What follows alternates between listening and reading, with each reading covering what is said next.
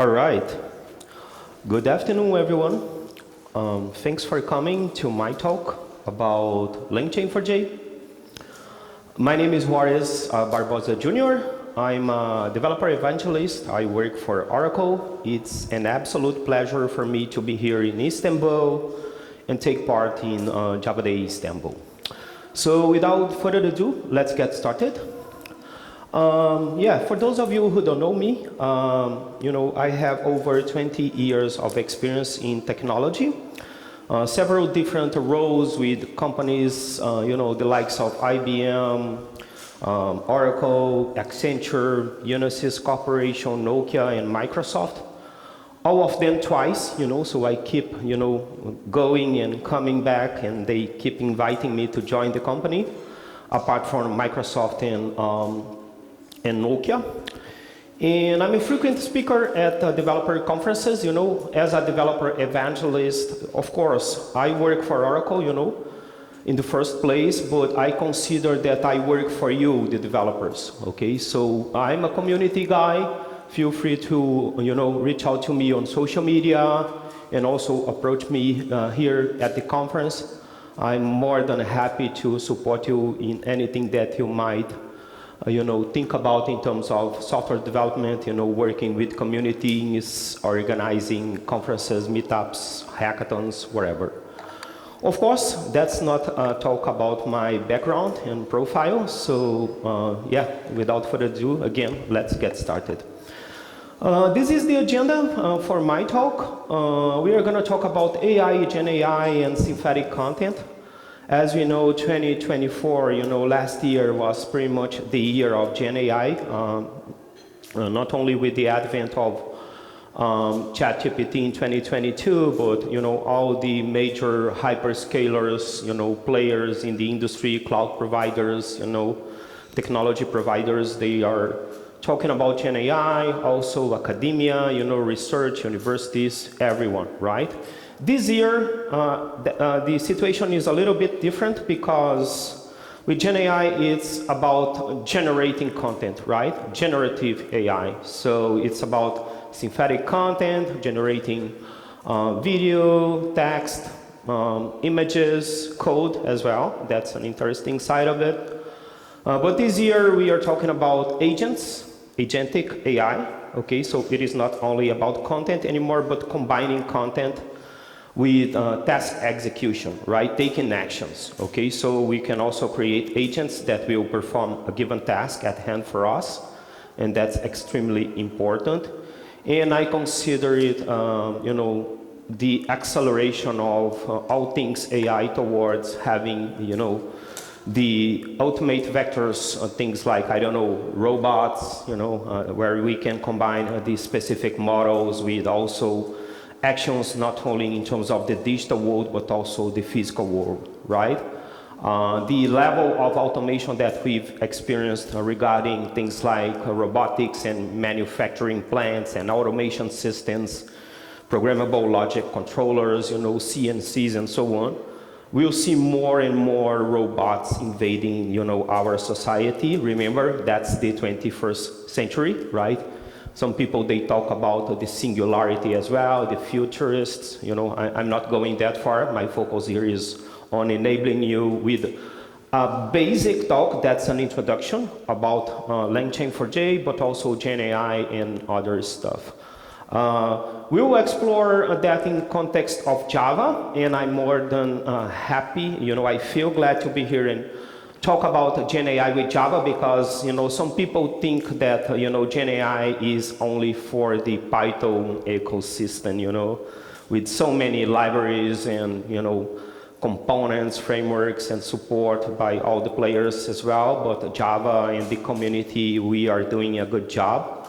Beyond Langchain4J, we have things like Spring AI under the Spring, framework umbrella, and other frameworks being created as well. I happen to, as I said, to work for Microsoft. They also have an interesting project. At the moment, we are collaborating with them to also have our official support to something called the semantic kernel. Okay, that's a third framework that you can use as a Java developer to create Gen AI applications. And I'm going to talk a little bit about not only Langchain4J here, but our official contribution.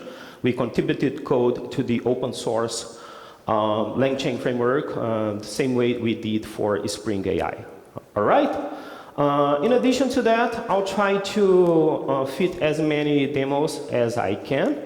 I want to talk a little bit about some technical resources, and also, if I have time, three interesting things that we have. First, Oracle Live Labs. It's about some free hands-on Live Labs workshops that we have and we offer, not only about Java or Oracle-related technologies, but all things open source, Python, Linux, cloud, DevOps, you name it, 100% free. Okay, over 600 workshops available for you. There's also a distinguished program for developers called Oracle ACE. It's similar to something called Java Champions you may have heard about, but you can collaborate with Oracle as well. There are some specific groups. Possibly you are familiar with the JUGs, Java user groups, like the Istanbul JUG, but Oracle also has the OUGs, Oracle user groups. And at the end of the day, my purpose here is just to show you the opportunity that we have at the moment, because regarding AI, that's an interesting thing.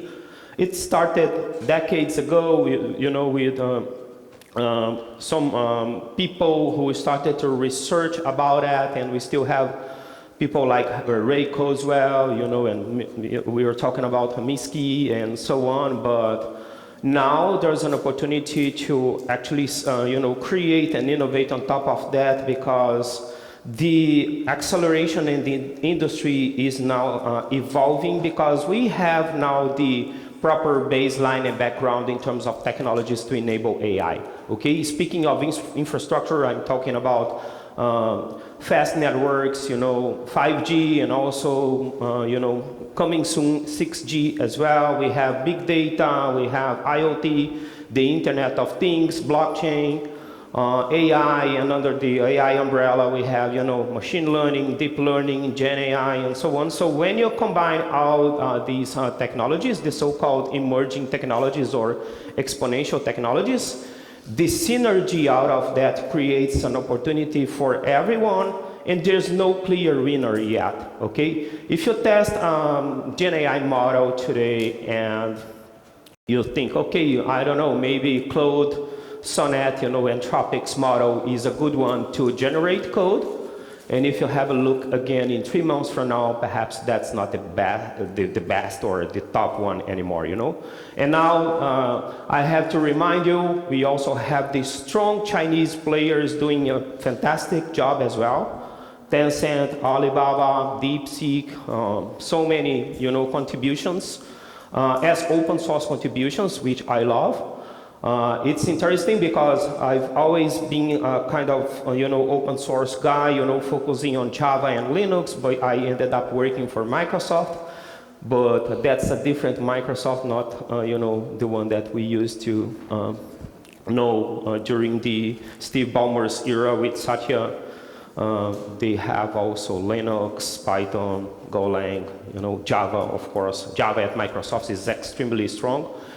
You're lucky enough to have Reza Rama here, who does a brilliant job, leading the Jakarta EE community, the former Java EE community. So I advise you to talk with him. But yeah, let's start. So first thing, AI and Gen AI, I talked about synthetic content, okay, generating content. And you can see here the city of Istanbul in Turkey, pictured in a kind of cyberpunk, futuristic cityscape. I generated this image this morning, okay, so you can see how easy it is. So there are some flying cars or drones here, but that's it. We have this opportunity to quickly, generate, things like images, videos.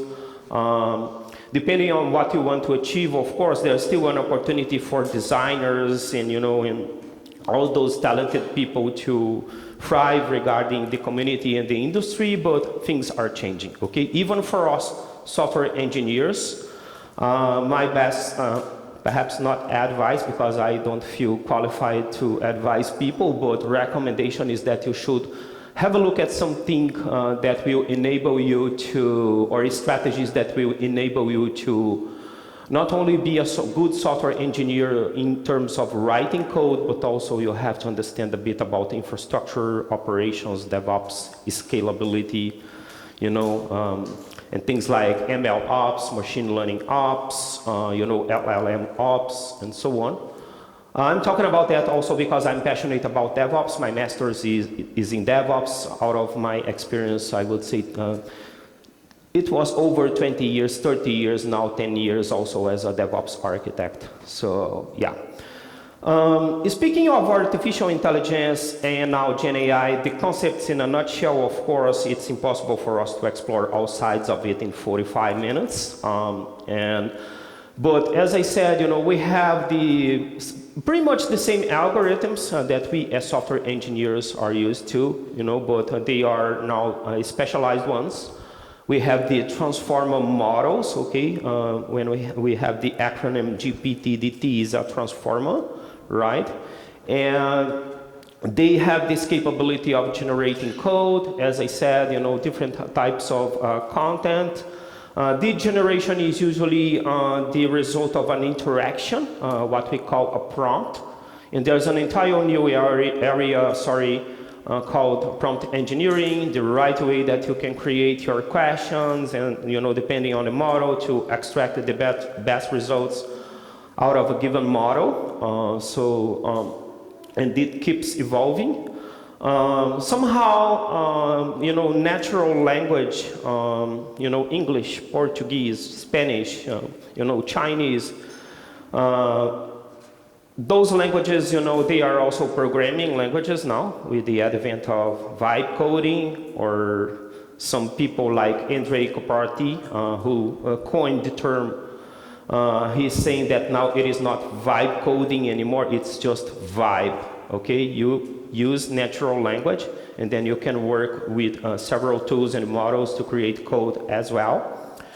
And of course, when we talk about AI, there are so many different, ethical issues related to that. Misuse, deepfakes. They can, get your photograph and create a video of you. Also, there's an entire area called responsible AI, building the right guardrails before deploying AI at scale. That's extremely important, to combat things like discrimination, bias, and all those bad things. Automation and job replacements, I don't want to, explore this because it is too, I would say, complicated, no flames here. And cybersecurity and cyber criminals as well, because we know at the end of the day, the malicious hackers, the so-called crackers, they love technology, so they would not overlook Gen AI as a tool, right? So they are using that as well.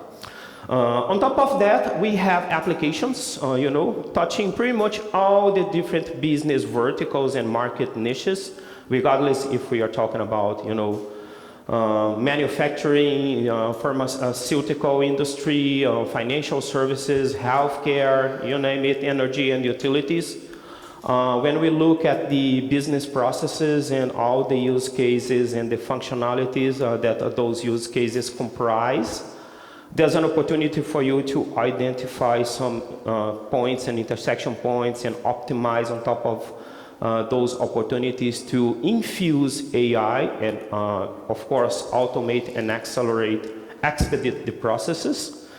And regarding apps and the opportunity here, something I want to highlight is that AI is now a commodity, okay? It is somehow, it depends on how you look at it, but it is a commodity because AI is not a new thing, but 10, 15 years ago, I would have to, deploy my own data center, have all the hardware, the hacks there, the GPUs, the processors, an entire team of technicians to support that, networks and everything else. But now with the cloud providers, with some, clicks, and you go and a quick wizard, you can deploy the environments and all the models, and the APIs expose all the functionality for you. So it's a fantastic opportunity for us.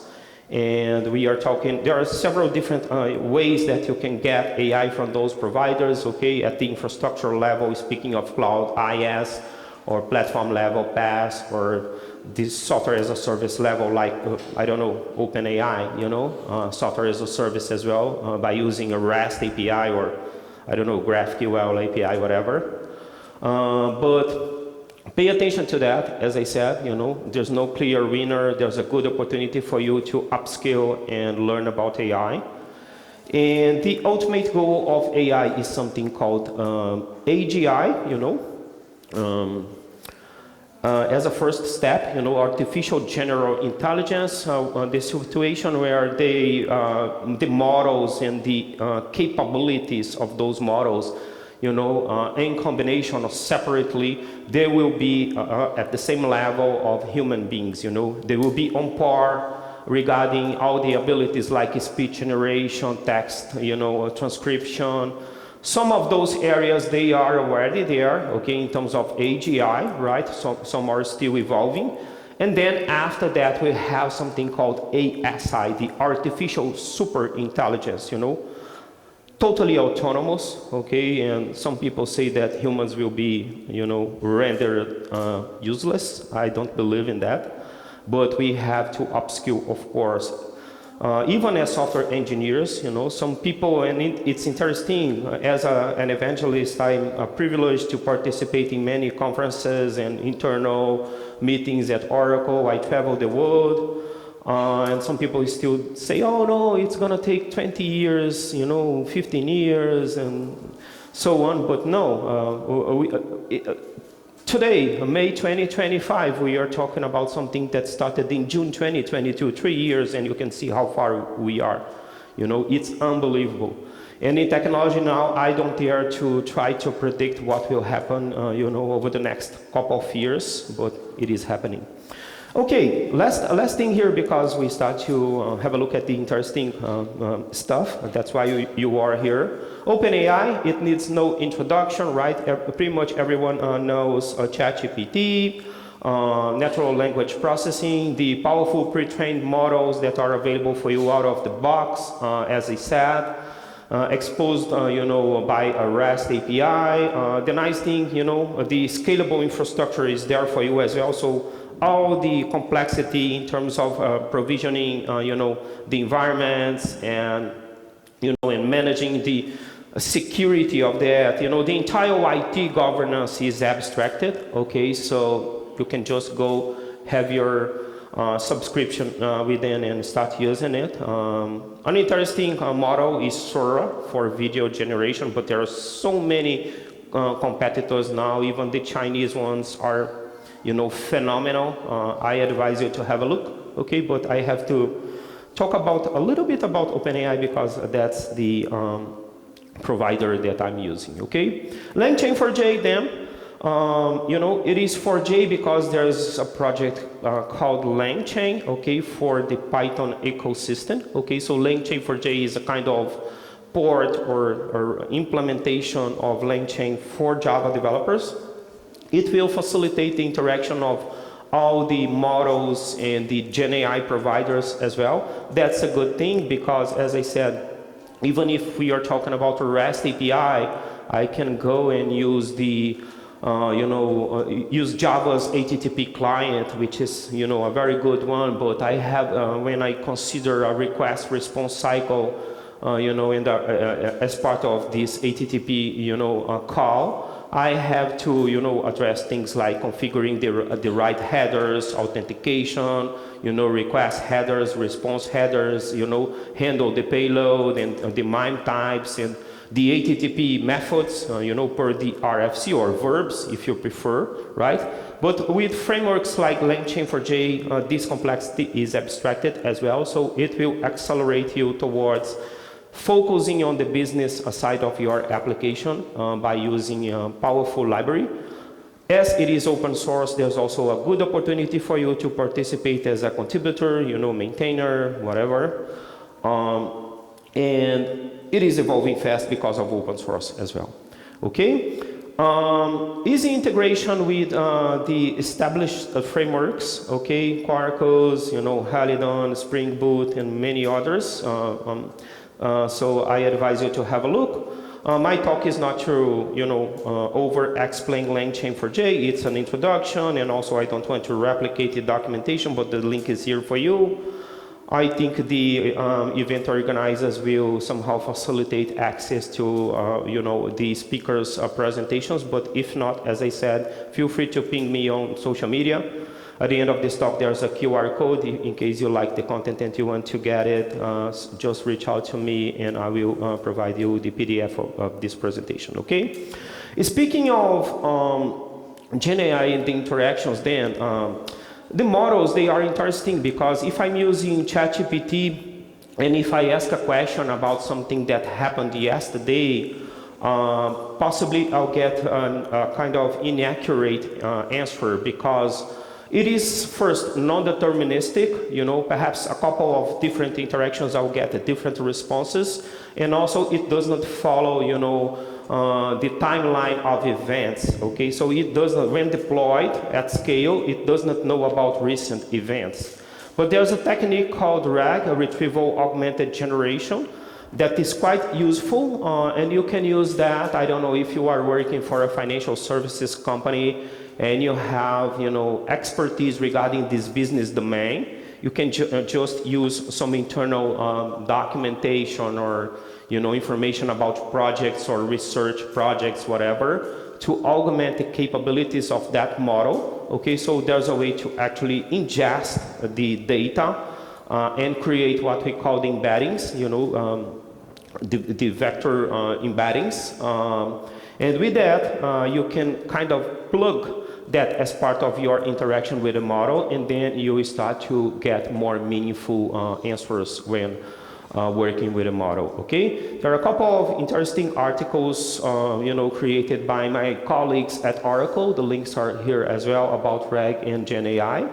I strongly advise you to have a look, okay? Not lengthy ones, but good ones to understand a little bit more in case you are just starting. Yes, speaking of RAG and this technique, then in a nutshell, we are talking about reading unstructured data, okay? So I can read images, videos, or perhaps also JSON files, text files, wherever. And out of that, I will convert those into tokens, okay? I will tokenize the data and then apply a kind of mathematical computation to it to create the vector embeddings, which, by the way, I happen to have here a demo. I will show you the internals regarding records in the database with the Oracle Database 23 AI. And we store those vectors in something called vector databases, okay? This is the same Oracle Database 23 AI now, okay? That's the version. And Oracle is interesting because with this database, usually people think that Oracle is only about a relational database, but no. We support many different schemas and data types and models.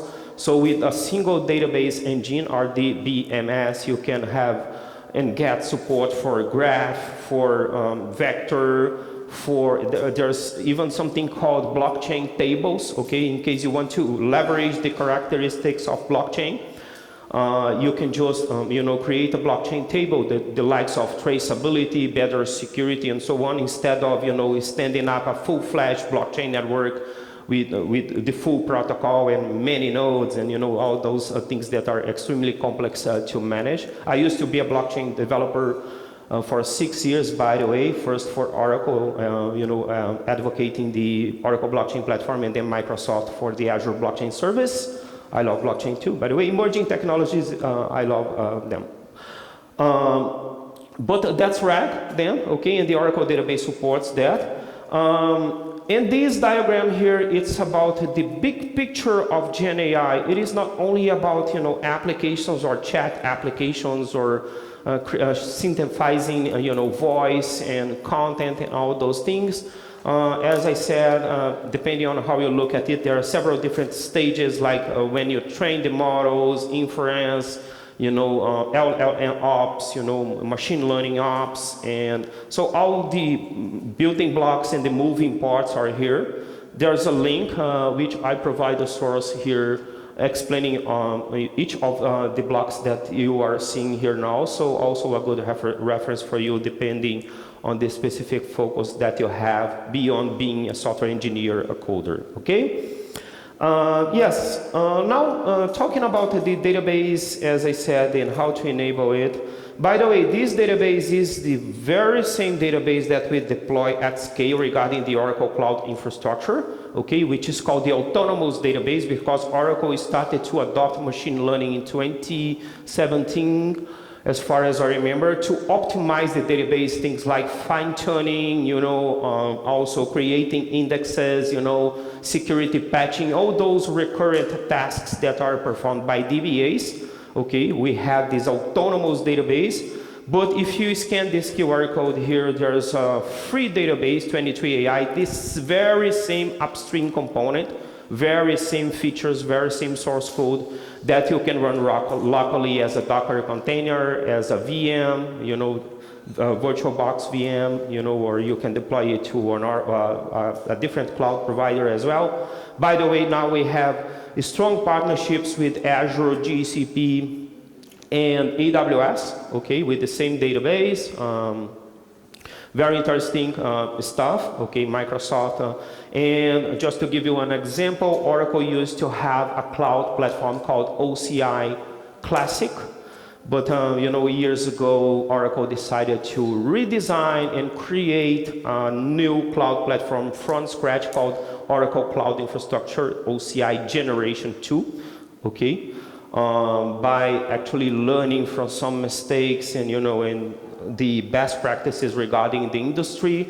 And now we have partnerships, as I said, with Azure, but also OpenAI, xAI, Elon Musk and, Grook, and we have customers running things at scale like Uber, Zoom, and all the other, providers and also players in the financial industry, the likes of American Express and so on, okay?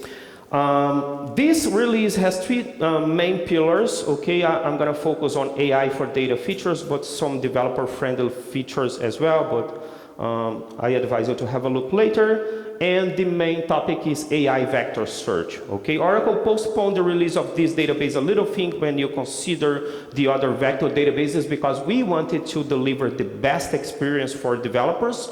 So beyond the ANSI SQL language, that we are used to, Oracle created some specialized functions, to perform all the vector computations and similarity search calculations, cosine, dot, and so on. Okay, I have all the resources here for you. Why? Because even if you don't want to use a specialized framework or library like LangChain or Langchain4J, you can use pure SQL or PL SQL to create GenAI applications as well. Right? Again, here's the QR code. I advise you to have a look.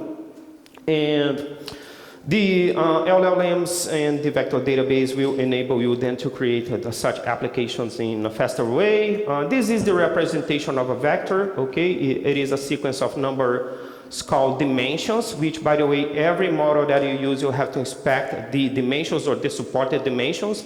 As an example, I have an embedding model here to create these vectors, ingesting structured data and create vectors, which natively support 3072 as the number for dimensions, but it also accommodates 1536 and so on. Some are flexible, some are not. So this is a specification. I'm going to shift gears here quickly just to show you an example of what I'm talking about. Okay, so I ingested this PDF file as part of RAG. Okay, I'll show you the full demo. But then I actually run this query here. You can see that this PDF file, which has my profile, because I will ask a question about my profile with a simple chat interaction, and you will see the results. But you'll see that actually this specific embedding column here has several, vectors and numbers here. So this is the effective conversion of unstructured data into embeddings or vector embeddings. All right. But let's resume here, and then I'll proceed to explain the code as expected.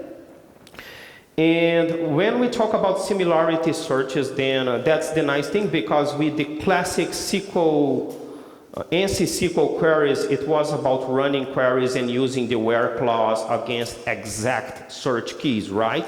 But with semantic search, it's interesting because I can then group, you know, something that I can call perhaps entities, okay, out of the unstructured data that I can ingest. And then I can perform a broader comparison in terms of, you know, the characteristics of those entities, right? So you can see here, you know, I grouped, you know, animals and cities and also fruits, okay? And then I can compare and see if the tiger is closer to animals or perhaps cities and or fruits. And that's what a similarity search will enable, okay? Generating the embeddings then, I have an example here.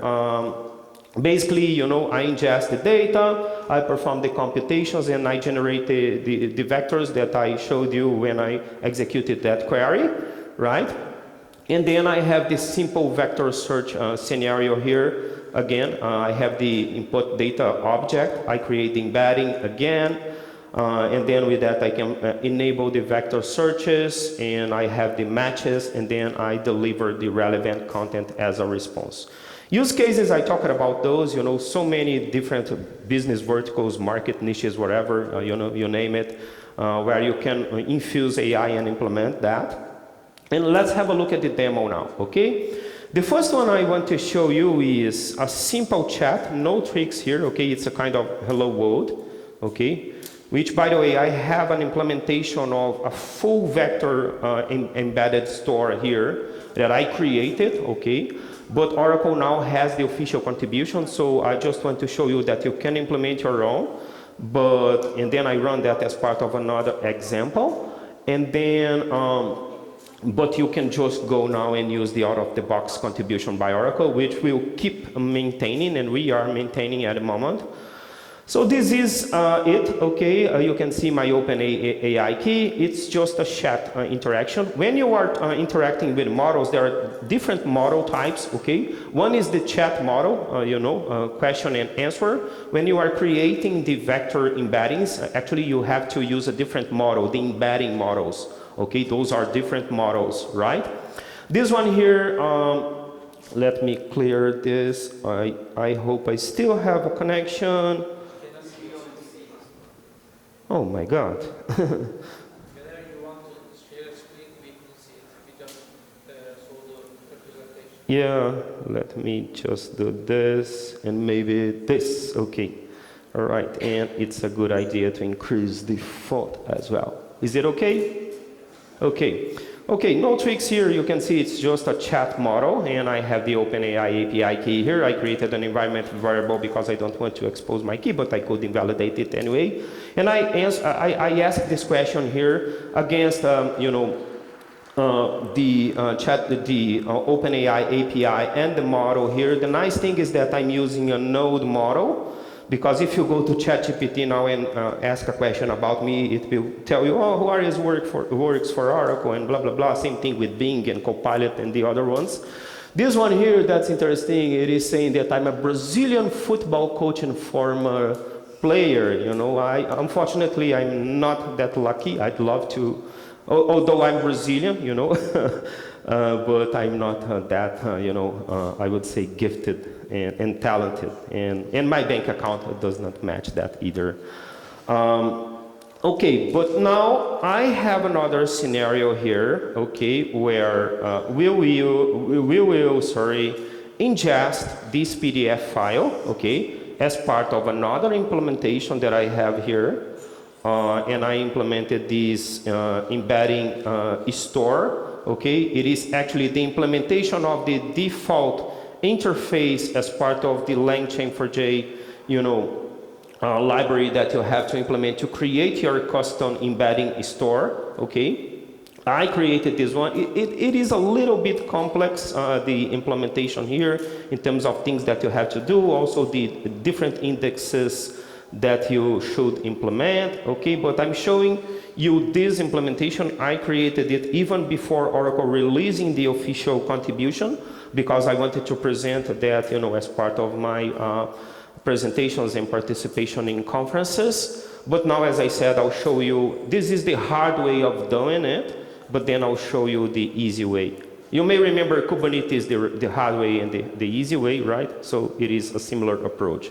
This one here is nice because now if I ask a question and I have the same interaction here, I can just navigate you, but you can see that now I will ingest the PDF file with my profile. Okay, then I have the OpenAI API key, and I have the embedding model that I talked about. So I will transform, tokenize, and actually ingest and create the vectors that I showed you as part of that query, and have those records. I'm logging the model name and this dimension here, and then this is the implementation that I created. Okay, this is the table that I specified as the table, and you can see here, when I query the database. And then I inform the dimensions, okay? The dimension, when you get information about a given model, you have to observe this information here, okay? So for example, for this model that I'm using, this is the right dimension. But as I said, some models, this model as an example, it also supports 1536, okay?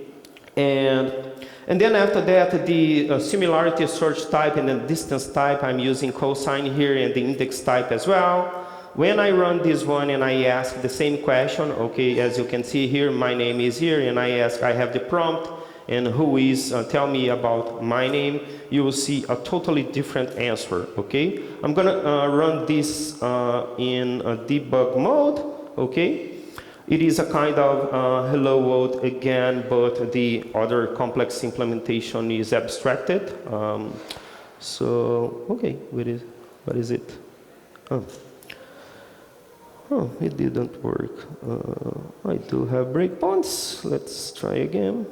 Hopefully it will stop. If not, oh no, okay. I think I have to recompile, but no problem. Let's do something then. What I do here first, I will log the information from the that I have, as part of the PDF ingestion, and then I'll log the information after having RAG, plugged into my process, and you will see that now I will get an answer that includes the content from the PDF file, and that's how you can work, with a focus on your specific use case to enable a more meaningful answer, for your company, your solution, your side project, whatever, okay? So if I run it here, yeah, so that's it. The first log here is PDF content, okay, and it just reflects what I have as part of that PDF content. And then after that, after sending, using embeddings and combining that with the remote, Gen AI model and OpenAI, I get another answer, which I log here as answer. And now you can see that it really reflects, my profile, so I'm not, a football coach anymore, right? All right, so let's resume here. Okay. Yes, the couple of demos and the easy way and the easy way now, as I told you, you don't have to implement all those 12 classes, right? Just go to this link, okay? There's an official Oracle embedding store, contribution by Oracle. It is as simple as instantiating the store with a builder method. You specify the embedding table name, right?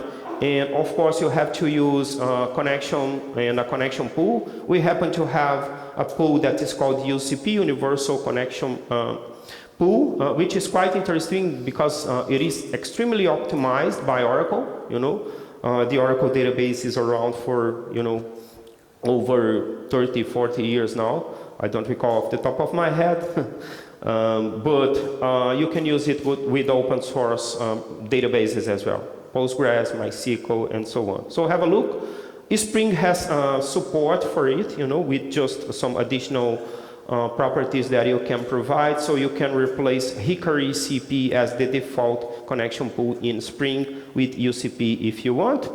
After that, the embedding table, these are the default columns, okay? ID, the embedding, and you have to pair, and you can see here there's a new vector data type, okay, that you can specify as part of the ANSI, or not the ANSI SQL, but the Oracle SQL, as I said, and the text itself, and you can also embed metadata if you want, okay?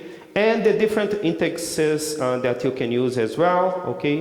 Different techniques here. The links are there for you, extremely complex to explain in a short talk, okay? But the resources are there for you. But then it is just a matter of having one additional method call to use the right index, and you are good to go. These are the tech resources then that I talked about. I happen to have some a blog on Medium. Where is it? Yeah, you can see the result of the generation here. I'm not lying. I'm not a liar. Okay, so the first one, okay, what I presented here, all the steps are here, okay, including the code sample and the source code, how you can reproduce my first implementation here, and understand if you want to implement that, you know, for a mainframe data store or whatever, LDAP, okay? It's there for you. And the official contribution and the blog post that I created with all the links to the official documentation, there's a blog post about it as well. I skipped things like dependencies and so on because, you know, there are somehow something that we are extremely used to. And the explanation about the embedding store and the indexes and, you know, and the guidelines for using the indexes and everything else, okay? Just to close this talk then, I want to talk about Oracle Live Labs, the workshops, okay? Have a look at these, okay? Oracle.com or developer.oracle.com/live labs or oracle.com/live labs. Oracle Ace, a program for distinguished community members, okay? Different levels here. If you think you have, you know, good participation or contributions regarding the community, feel free to, you know, reach out to me on social again or approach me here at the conference. Let's have a look. Perhaps we can identify some gaps. I will support you in case you are interested in, you know, focusing on that. No guarantees that I will get, you know, your nomination approved, you know, regarding a first try, but we can, as I said, you know, collaborate so you can address the gaps and, you know, get it, okay? Associate, pro, and director at different levels, so it is nice because we will have a strong, you know, partnership with Oracle regarding, you know, writing articles, getting access to beta versions of our products, and as you know, have some, you know, progress regarding the different levels, then Oracle will invite you to some internal, you know, conferences and, you know, discussions and external events as well. You can go along with Oracle to, you know, present to customers and also at conferences like this one, and, you know, and sometimes Oracle will extend you offers like paying your flights or your hotel stays, you know, many opportunities here. It's a nice program. The last one, as I said, we have a cloud platform, and there's a free version of it, or perhaps subscription. You get lifelong services like 2 Oracle Autonomous Databases with up to 1 GB of storage, some VMs, including, as far as I remember, ARM-based VMs as well, and other different services. So if you have a side project, an open source project, maybe it's a good opportunity for you to host those with the Oracle Cloud Infrastructure. Okay. Once again, thank you very much. Sorry. And yes, this is my handle on not Twitter anymore, but X. Thanks, Elon Musk. Yeah, the first slide has it right, but I forgot to replace it here. And that's it. Feel free to, again, to approach me, and if you need more information about anything I talk about here, I'm more than happy to collaborate with you. Of course, I'm, experienced enough to know that I don't know all the answers. I'm always learning as well. And if I don't know the answer promptly, I will, of course, give you and build a bridge, regarding you and the people inside of Oracle as one Oracle, product managers, software engineers, architects, everyone. Okay? Thank you very much again. Any questions?